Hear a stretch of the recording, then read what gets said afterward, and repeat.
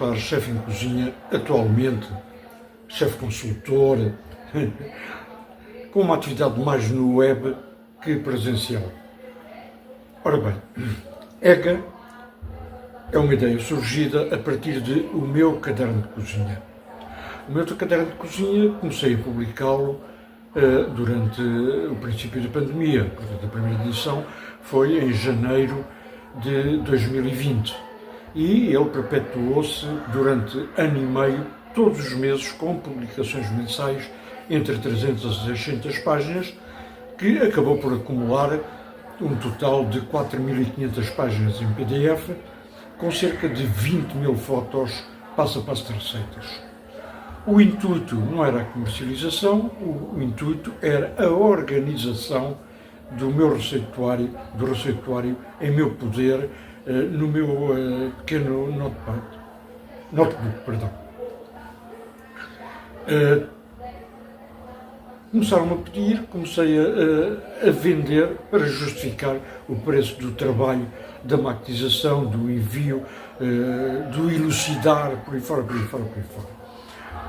Daí foi uma bola de neve, felizmente, foi uma bola de neve e acabei por ter uma grande adesão, não do Brasil sim, digamos a sul de Brasília, a norte de Brasília, muito menos reação em termos das edições.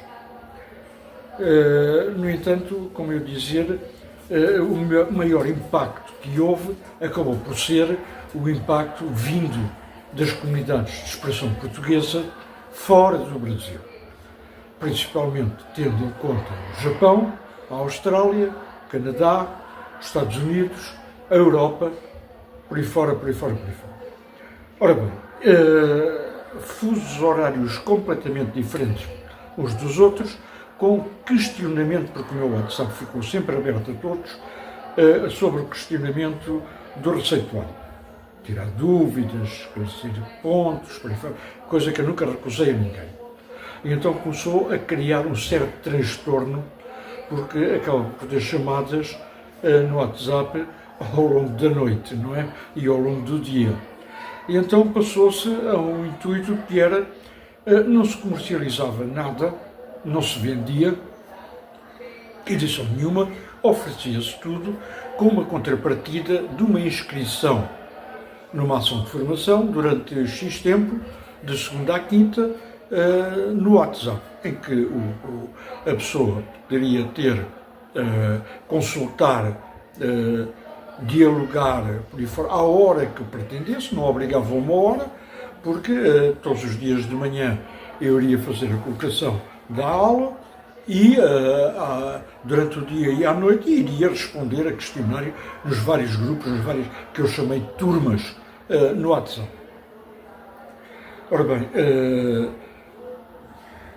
em cerca de um ano formou-se, grosso modo, não é?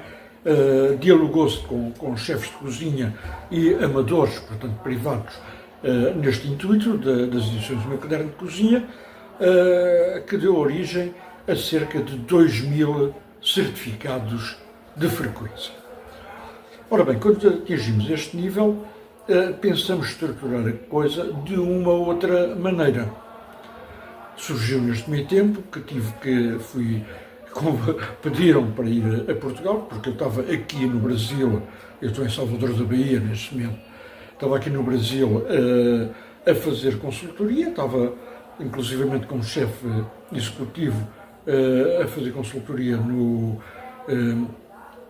Montes Oliveiras, no Resort Hotel Montes Oliveiras em Bragança Paulista, no Senior Village em Minas Gerais, e fui dar um pezinho de mão ao meu amigo chefe Edilson no Grão Marquise em Fortaleza. Então parei com tudo e fui dar a mão a esses amigos em Portugal que me chamaram pela segunda vez. Um era o António Rosa, ex-proprietário do restaurante O Ensaio, que eu fui montar em Sintra em 2021 para ele. cozinha típica, bailadina, leitão, chanfana, por aí fora, esse tipo de prato. E agora, com um novo projeto, já que ele não tinha seguido aquilo que os técnicos falam, isso é o grande feito dos patrões, não ouvem a parte técnica, ouvem-se a si próprios e aos amigos. Ora bem, ele acabou por falir. E eu disse a ele: pá, António, quando tu quiseres, chama-me, eu venho-te dar uma mão e remontamos aí qualquer coisa. Então ele chamou-me para dar uma mão, primeiramente, ao Sérgio Vieira. O Sérgio Vieira é uma figura muito engraçada. Ele tem um bar em Santa Mar de Oeiras, na praia de Santa Mar de Oeiras, o Yellow Beach, funciona muito bem, tem lá uma equipa profissional espetacular. No entanto, o Sérgio é um boêmio. Não vamos com fantasias, é um fulano da Boémia, habituado a um style de vida alto padrão sem o ser. Ele é casado, divorciado, quer dizer, é aquele espírito, não importa como digamos, apesar de ser uma joia de pessoa. E para lhe montar um restaurante, como eu estava a dizer, porque não estou aqui para falar mal de ninguém, um restaurante na Tagus Park. A Tagus Park, em Oeiras, é, digamos, uma cidadezinha de inteligência, onde, a nível eletrónica, informática, farmácia, novas tecnologias, estão as grandes cabeças a desenvolver projetos para daqui 5, 10 anos. Portanto, um status bastante interessante, um quadro bastante interessante, um restaurante com uma sala tipo anos 60, maravilhosa, boa deco, tinha inclusivamente a situação de ter uma cozinha extremamente equipada, muito bem equipada, ao ponto de ter um pacojet em plena cozinha, não é? Portanto, vejam só o detalhe que foram. Um restaurante no quarto andar, vista panorâmica, com uma terraça para uma esplanada de cerca de 15 mil pessoas, cerca de 500 pessoas nessa esplanada, com vista panorâmica para a foz do Rio Tejo, ponte sobre o Tejo, o Palácio da Pena e o Castelo dos Mouros. Portanto, dava ali um quadro visual maravilhoso. Então, estipulei esse restaurante como um restaurante semi-gastro. Sérgio, como boêmio, bom rapaz, frequentou 2 ou 3 restaurantezinhos pequeninos, self-service, lá na Tagus Park, mas fora do núcleo central, onde nós estávamos, com um aluguer muito menor, e quis fazer concorrência ao self-service. Portanto, seria impossível fazer concorrência um 8,50 de self-service, com um aluguer de 1.000 euros por mês, contra uma casa com um aluguer de 10 mil. Portanto, a utopia bate logo aí. Comprou um espetacular self-service, móvel, com frio, quente seco, quente úmido, por aí fora, e 20 mil euros foram gastos. Teve que se alugar uma grua, porque ele não passava por escadaria nenhuma, nem elevador nenhum, comprar uma grua para o levar para o quarto andar. Mais encargos. Portanto, é neste espírito de patrão que eu fujo. Fantasia, mas nada de cálculo, nada de correto. Ora bem, montei-lhe o restaurante, vim-me embora, vim ajudar o António Rosa e montei-lhe o Opito, numa aldeia Fermentelos, portanto no Lago da Pateira, que é o lago que está escoamento às rias de Aveiro, não é? Com peixe do rio, as bogas, as carpas, por aí fora, coisa maravilhosa, muito pato, javali, por aí fora. E então fomos abrir uma churrasqueira, o Opito, já que aquela aldeia caracteriza-se por quê? Essencialmente por banda filarmónica. Tem duas bandas filarmónicas a concorrerem uma com a outra na própria aldeia, coisa maravilhosa, em que toda a gente, direta ou indiretamente, na aldeia, está ligado ao campo da música. E então o Opito seria uma boémia dessa parte musical, em que, quando fossem para ir ao restaurante buscar um takeaway, um churrasco, por aí fora, falassem: onde é que tu vais? Ah, eu vou ao Pito. Portanto, jogou-se com este carisma. No entanto, o António tinha falido, ele é polícia da Polícia de Segurança Pública em Lisboa, na Banda Filarmónica, em atestado médico de longa duração, devido a problemas de saúde que não são para aqui chamados, sem dinheiro para montar esse restaurante. E então alugámos umas pequenas instalações em Fermentelos, baratas, com a condição de começar a pagar aluguer a partir do momento da abertura da churrasqueira. E como é que fizemos a churrasqueira? Paletes, desmontámos paletes, fizemos o balcão, fizemos mesas, fizemos bancos, aproveitámos os inóxios do antigo restaurante, montou-se a casa. E deixei a trabalhar. Já estava para voltar novamente a Portugal, ao Brasil, perdão, e há uma agência de trabalho, um caçador, chasseur de tête, como dizem na França, que me contactou e perguntou-me: ao chefe e tal, tenho ali um projeto em Grândola, maravilhoso e tal, que está a prever-se um grande trabalho, e penso que é mesmo isso que é as coordenadas do chefe. Eu disse a ele: maravilha, olha, infelizmente estou viúvo, não é? Posso me deslocar para onde quiser e apetecer, sem prestar contas a ninguém. Nunca estive em Grândola, e Grândola é conhecida como aquela vila, Grândola Vila Morena, terra da fraternidade, ou seja, o hino que deu origem ao movimento das Forças Armadas na Revolução Portuguesa de 1974. Eu fui, antes de ir, indaguei sobre o restaurante, vi que, efetivamente, era uma casa que há 30 anos atrás era maravilhosa, uma taberna típica portuguesa, com um movimento espetacular e com informações espetaculares. E, atualmente, há um ano e pouco atrás, estava, e estou-me a referir ao final de agosto de 2024, estava com péssimas informações no web, mas péssimas informações. Eu fui para lá, encontro uma brigada que é o triste hoje em Portugal, não há mão de obra, e então nepalês, senegalês, indiano, vai para as cozinhas portuguesas, sem saber minimamente o que é a cozinha portuguesa.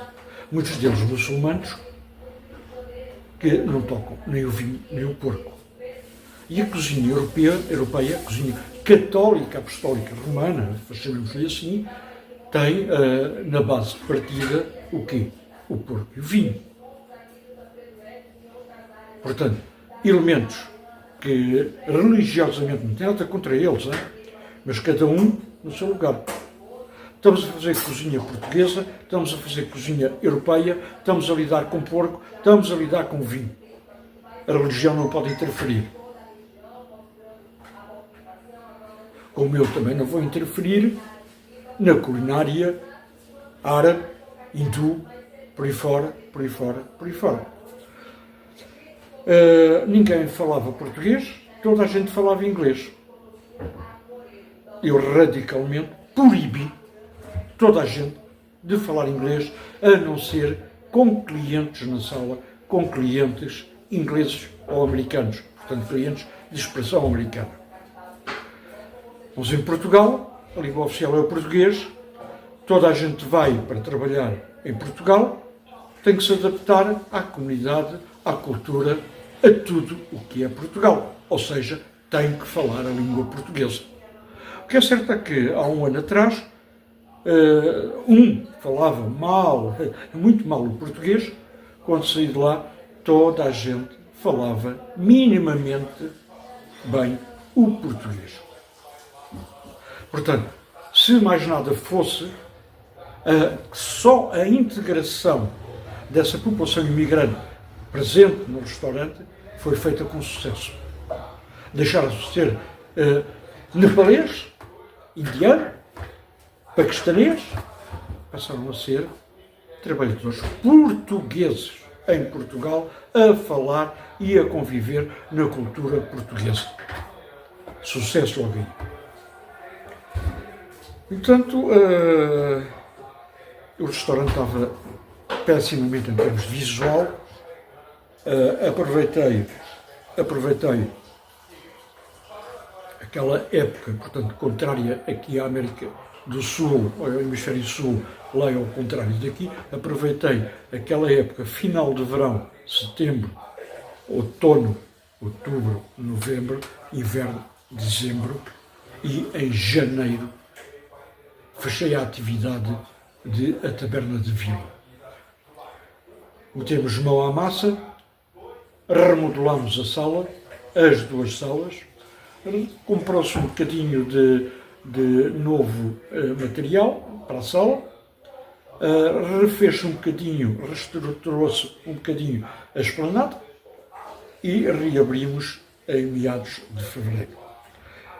Uma evolução em pleno inverno sem movimento, praticamente no restaurante, uma cotação muito baixa em termos de gestão, com uma evolução até o final de julho, quando dei por acabada a minha ação de formação e de consultoria lá, e retornei aqui ao Brasil com um sucesso espetacular. Passámos da 12ª posição para a 2ª posição na região. Uma cozinha que toda a gente criticava por mau gosto, passámos a ter aproveitando essa cozinha New Age portuguesa, uma cozinha de fusão, digamos, entre as tendências atuais e a antiga, passámos a ter qualquer coisa de bom e fiável e que fidelizava a clientela. Vim embora bastante contente com o trabalho efetuado, mas ainda criei durante esse tempo, com aquele notebook que ali está atrás e aquela tabletezinha, criei uma pequena aplicação, digamos assim, em Excel, onde tinha a gestão integral da casa. Ou seja, as encomendas, notas de encomenda aos fornecedores, a faturação dos fornecedores, o pagamento da faturação aos fornecedores, as fichas técnicas acopladas às faturações de fornecedores, para nos dar um rácio correto em termos de produção, a ficha de produção e de percas, a gestão de pessoal extra que vinha ajudar ou em cozinha ou na sala, para fazer a contagem de tempos, para aí fora, a leitura de temperaturas, que muita gente se esquece de fazer e é obrigatória diária à entrada e à saída, as fichas técnicas e o inventário. Ora bem, uma gestão que em planilha, com a interligação das macros na planilha, conseguiu-se efetuar qualquer coisa de fiável e bom. Isto é o trabalho de chefe executivo. Muita gente diz, eu sou chefe executivo, mas não sabe fazer este tipo de gestão. Portanto, em 2026, EGA, agora Escola de Gastronomia Avançada no Web, vai dar uma ação de formação para chefes executivos. Vamos fazer com que os chefes se metam mão na massa, não, mas mão na informática e tenham um gosto por gerir e saber onde é que estão os benefícios e as percas, como é que as devem manipular para chegar a um rácio bom em termos de valores de ganho.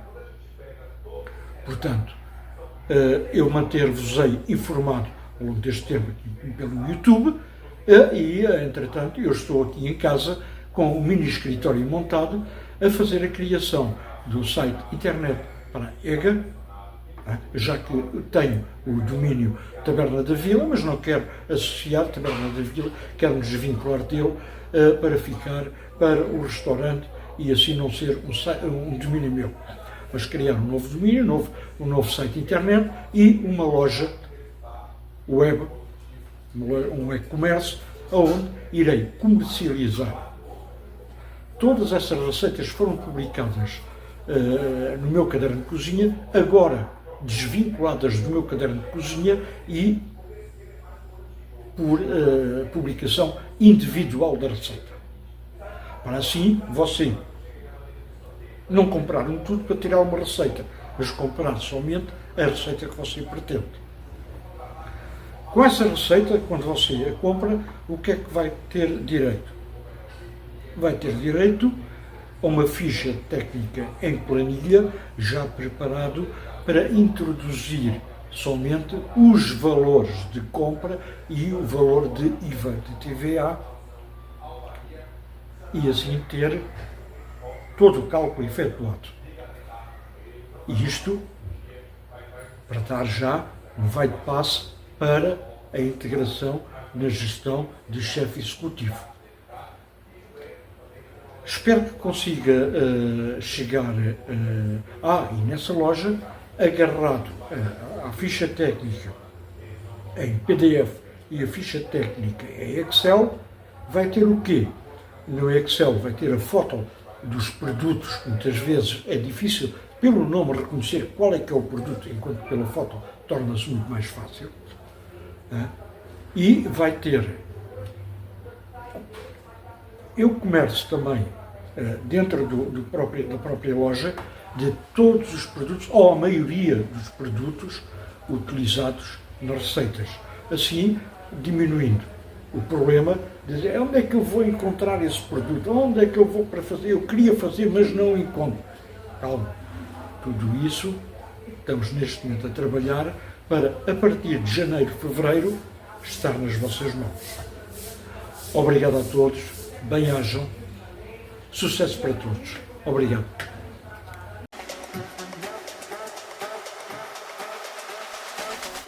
Up.